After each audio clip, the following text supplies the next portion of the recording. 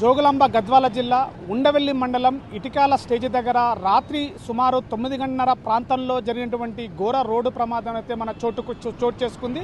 ఈ నేపథ్యంలోనే గద్వాలకు సంబంధించినటువంటి ఒక వివాహ వెహికల్ డీసీఎం వెహికల్ కర్నూలు ప్రాంతంలో వివాహ కార్యక్రమాలను పూర్తి చేసుకొని రిటర్న్లో తిరిగి వస్తున్న నేపథ్యంలోనే అక్కడ ఇటికాల స్టేజ్ దగ్గర రోడ్డు డివైడర్కి సంబంధించినటువంటి నేషనల్ హైవే 44కి సంబంధించినటువంటి పనులు జరుగుతున్న నేపథ్యంలో అక్కడ ఆగి ఉన్నటువంటి డీసీఎంని ఢీకొట్టడంతో అక్కడ ఆ వివాహానికి సంబంధించినటువంటి డీసీఎం ఏదుందో ఆ డీసీఎం బోల్తా జరగడం జరిగింది. ఆ బోల్తా జరిగినటువంటి ఆ యొక్క వెహికల్లో 35 మందికి పైగా ప్రయాణికులు ఉన్నారు. ఆ ప్రయాణికుల్లో 15 మందికి దాదాపు దెబ్బలు తగిలినాయి. వాళ్ళందరూ కూడా ప్రాణాపాయం నుంచి బయటపడ్డారు.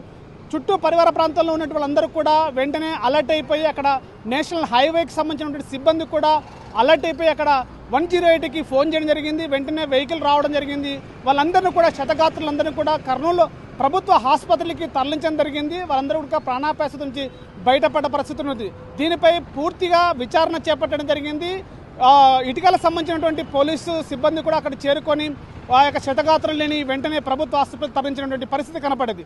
కెమెరా పర్సన్ నర్సింగ్తో ఆర్టీవీ శివాజీ, మహబూబ్ నగర్. తెలుగులో ఫాస్టెస్ట్ న్యూస్ ఇప్పుడు కొత్త అవతారంలో 5 సెకండ్లోనే పూర్తి వార్తా సమాచారం మీ చేతిలో. సోషల్ మీడియా ట్రెండ్స్ మీ కళ్ళ ముందుకే live TV and voice search ఆప్షన్స్తో ఇప్పుడే డౌన్లోడ్ చేయండి. యాప్ లింక్ డిస్క్రిప్షన్లో ఉంది.